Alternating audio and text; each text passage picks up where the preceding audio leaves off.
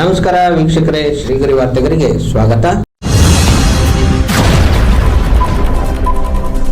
ದಿನಾಂಕ ಜುಲೈ 2, 2026ರಂದು ಸಿಡಿ ವಿಶ್ವನಾಥ್ ಸ್ನೇಹ ಬಳಗದ ವತಿಯಿಂದ ಸಿಡಿ ವಿಶ್ವನಾಥ್ ಸಂಚಾರ ನಿಯಂತ್ರಕರು ಕೆಎಸ್ಆರ್ಟಿಸಿ ಮೈಸೂರು ನಗರ ವಿಭಾಗ ನಿವೃತ್ತಿ ಅಭಿಮಾನೋತ್ಸವ ಉದ್ಘಾಟನೆಯನ್ನು ದಿವ್ಯ ಸಾನ್ನಿಧ್ಯ ಹಾಗೂ ಪೂಜ್ಯ ಶ್ರೀ ಶ್ರೀ ಶ್ರೀ ಸೋಮೇಶ್ವರನಾಥ ಸ್ವಾಮೀಜಿಯವರು, ಕಾರ್ಯದರ್ಶಿ ಶ್ರೀ ಆದಿಚುಂಚನಗಿರಿ ಶಾಖಾ ಮಠ ಮೈಸೂರು.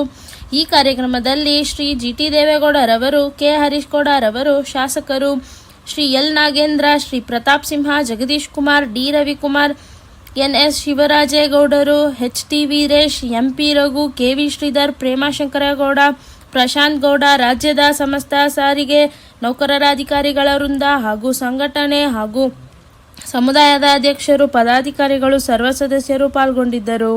ಸ್ಥಳ ನೇಗಿಲ ಯೋಗಿ ಭವನ, ಜಯನಗರ, ಹೊಸ ನ್ಯಾಯಾಲಯದ ಎದುರು, ಮೈಸೂರು.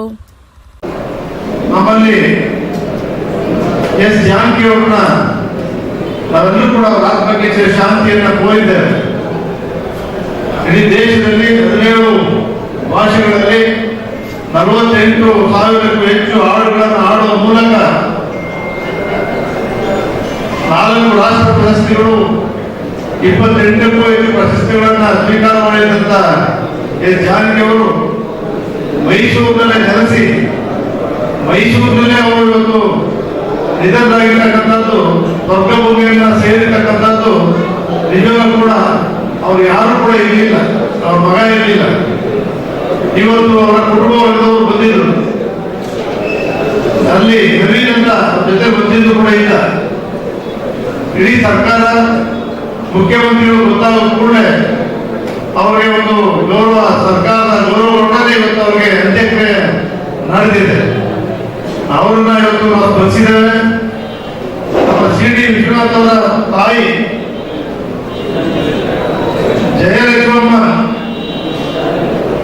ಅವರು ಕೂಡ ನೋಡಿ ಕಾರ್ಯಕ್ರಮ ಕಳೆದ 15 ದಿವಸದಲ್ಲಿ ಆಗಬೇಕಾಗಿತ್ತು. ಅದು ನಿಧನರಾದ್ರಿಂದ ಕಾರ್ಯಕ್ರಮವನ್ನು ಮುಂದೂಡಿ ನಾವೆಲ್ಲರೂ ಕೂಡ ಸೇರಿ ಅವರನ್ನ ನೆನೆಸ್ತಕ್ಕಂಥ, ಅವರಿಗೆ ಶ್ರದ್ಧಾಂಜಲಿಯನ್ನು ಸಲ್ಲಿಸ್ತಕ್ಕಂಥದ್ದು ಕೂಡ ಅವರು ಕೂಡ ಈ ಒಂದು ಸಂದರ್ಭದಲ್ಲಿ ನಾವೆಲ್ಲರೂ ಕೂಡ ಸೇರಿ ವಿಶ್ವನಾಥ್ ಅವರ ಅಭಿಮಾನದ ಜೊತೆಗೆ ಅವ್ರ ತಾಯಿಯನ್ನು ನೆನೆಸಿ ಸ್ಮರಣೆ ಮಾಡ್ತಾ ಇರ್ತಕ್ಕಂಥದ್ದು ಕೂಡ ಒಂದು ಪುಣ್ಯದ ಕೆಲಸ. ಅವರ ಆತ್ಮಕ್ಕೂ ಕೂಡ ಶಾಂತಿ ಸಿಗಲಿ ಅಂತ ಹೇಳಿ ನಾವೆಲ್ಲರೂ ಕೂಡ ಪ್ರಾರ್ಥನೆಯನ್ನು ಮಾಡಿದ್ದೇವೆ. ಸಿಡಿ ವಿಶ್ವನಾಥ್ ಬಗ್ಗೆ ನಾವೇನು ಹೇಳಬೇಕಾಗಿಲ್ಲ.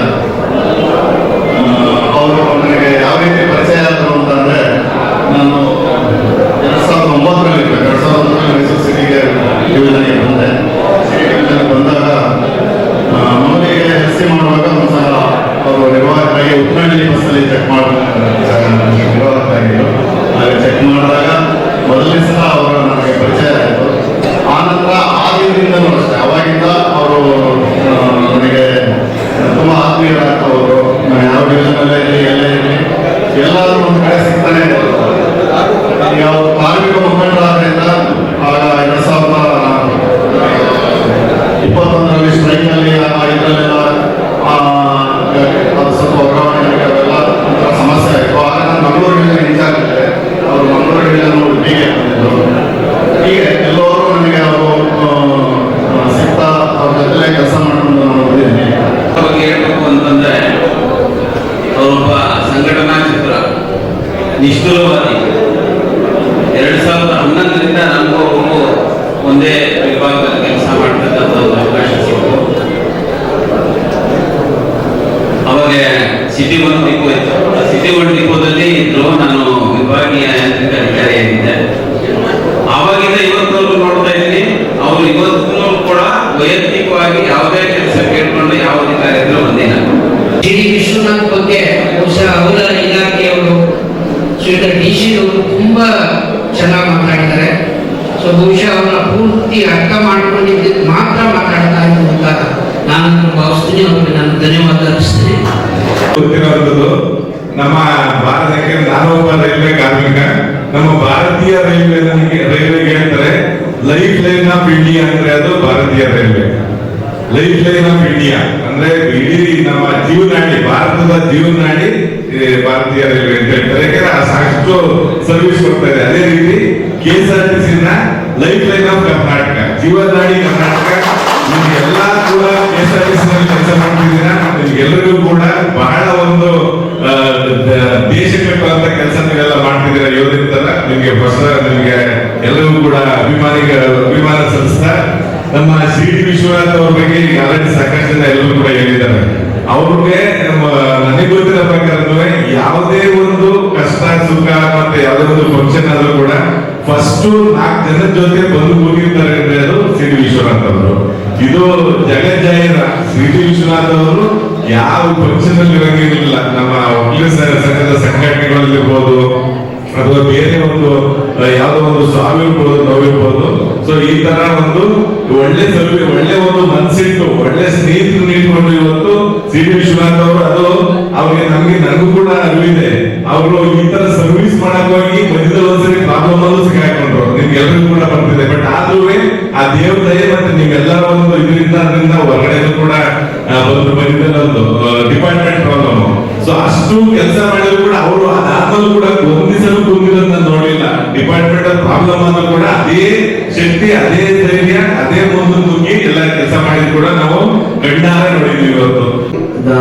ವೃತ್ತಿಗೆ ಹೇಳ್ತೇನೆ, ಸಾಕಷ್ಟು ಬಾರಿ ಎಲ್ಲ ಮಿನಿಸ್ಟರ್ಗಳು, ಎಲ್ಲ MLAಗಳನ್ನ ಭೇಟಿ ಮಾಡುವಂಥದ್ದು, ಆಗಿರೋಂಥ ತೊಂದರೆಗಳನ್ನ ಸರಿಪಡಿಸುವಂತ ಕೆಲಸವನ್ನ ಮಾಡಿದರೆ ಅವರೆಲ್ಲ ಒಂದು ಆಶೀರ್ವಾದ ನಿಮ್ಮ ಮೇಲೆ ಇರುತ್ತದೆ ಅಂತ ಹೇಳಿ ನಾನು ಈ ಸಂದರ್ಭದಲ್ಲಿ ಭಾವಿಸ್ತೇನೆ. ಸರ್ಕಾರದ ನೌಕರರಿಗೆ ಬರ್ತಾ ಇರುವಂತ ಏನ್ ವೇತನ ಇದೆ ಅದ್ರ ಜೊತೆಲಿ ಇದನ್ನ ವಿಲೀನ ಮಾಡಬೇಕು.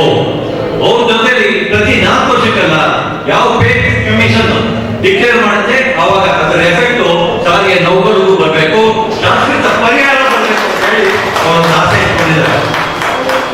ಈ ಆಸೆಗೆ ನಾನು ಒಂದು ಮಾತ್ರ ಹೇಳಿದ್ರೆ, ನನ್ನ ಆಯಸ್ಸು ಎಷ್ಟು ದಿವಸ ಇರುತ್ತೆ ಏನು ನನಗೆ ಗೊತ್ತಿಲ್ಲ. ಆದ್ರೆ ನನ್ನ ಉಸಿರು ಇರೋದನ್ನು ಕೂಡ ಈ ಒಂದು ಏನ್ ನಿಮ್ಮ ಆಸೆ ಇದೆ, ಈ ಆಸೆ ಈಡೇರಿಸಕ್ಕೆ ನಾನು ಸಂಪೂರ್ಣವಾದಂತ ಬೆಂಬಲ ಸಹಕಾರ ಕೊಡ್ತೀನಿ ಅಂತ ಹೇಳಿ. ಅದೇ ರೀತಿ ನಮ್ಮಲ್ಲಿ ಇಲ್ಲಿ ಇರುವಂತ ಅಧಿಕಾರಿಗಳು ಕೂಡ ಈ ಒಂದು ಡ್ರೀಮ್ ಏನಿದೆ ಆ ಡ್ರೀಮ್ ನಿಮ್ಮ ಡ್ರೀಮು ಆಗ್ಬೇಕು. ಆ ನಿಮ್ಮ ಡ್ರೀಮ್ ಆಗಿ ಪ್ರತಿಯೊಂದನ್ನು ಕೂಡ ಸಂಪೂರ್ಣವಾಗಿ ಈಡೇರಾಗ ತನಕ ಕೂಡ ತಾವು ಕೂಡ ಒಂದು ಭಾಗದಲ್ಲಿ ಈ ಹೋರಾಟದಲ್ಲಿ ನೇರವಾಗಿದ್ದರೂ ಕೂಡ, ಪರೋಕ್ಷವಾಗಿದ್ದರೂ ಕೂಡ, ಪ್ರತ್ಯಕ್ಷವಾಗಿದ್ದರೂ ಕೂಡ ಒಂದು ಬೇರೆ ರೀತಿ ತಮ್ಮದೇ ಆದಂತ ಬೆಂಬಲನ ಸೂಚಿಸಬೇಕು, ಕೊಡಬೇಕು ಅಂತ ಈ ಸಂದರ್ಭದಲ್ಲಿ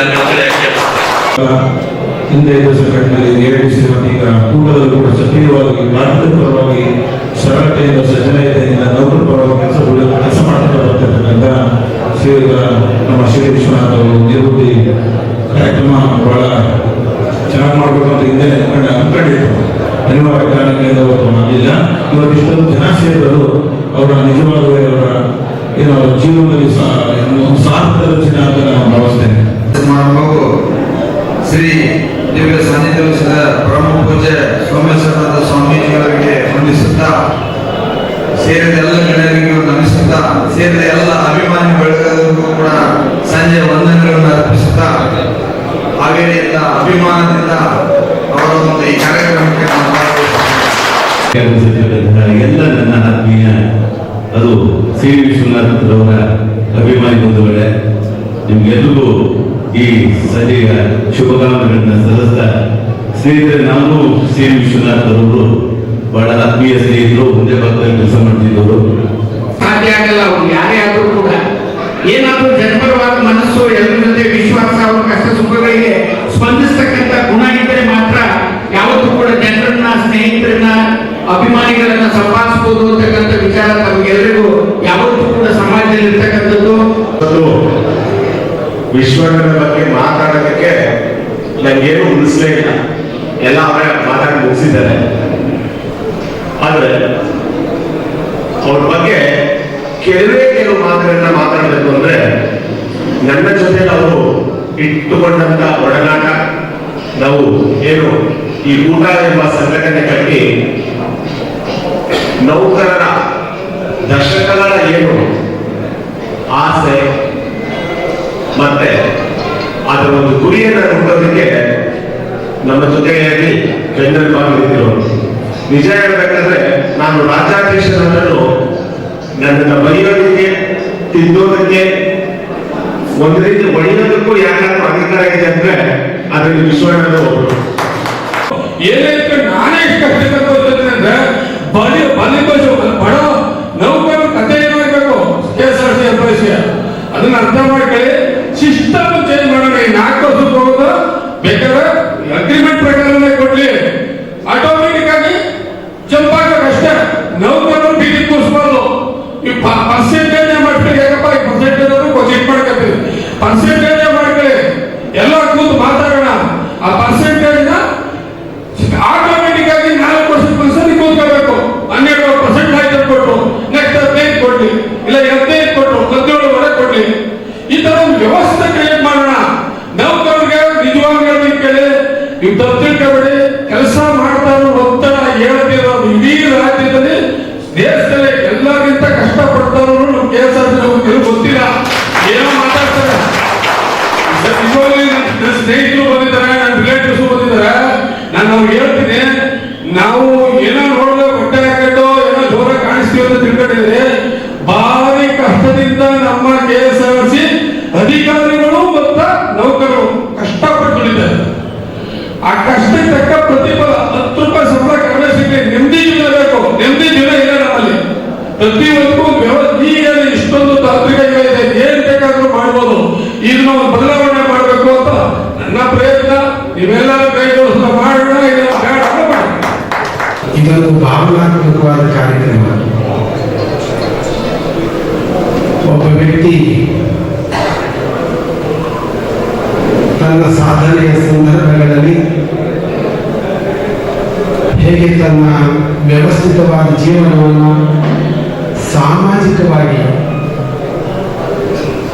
ತನ್ನನ್ನು ಹಂಚಿಕೊಂಡಿರ್ತಾನೆ ಅನ್ನೋದನ್ನ ಈ ವೇದಿಕೆಯಲ್ಲಿ ಅನೇಕ ಗಣ್ಯರು ನೀವೆಲ್ಲ ಮಾತನಾಡಿದ್ದೀರಿ.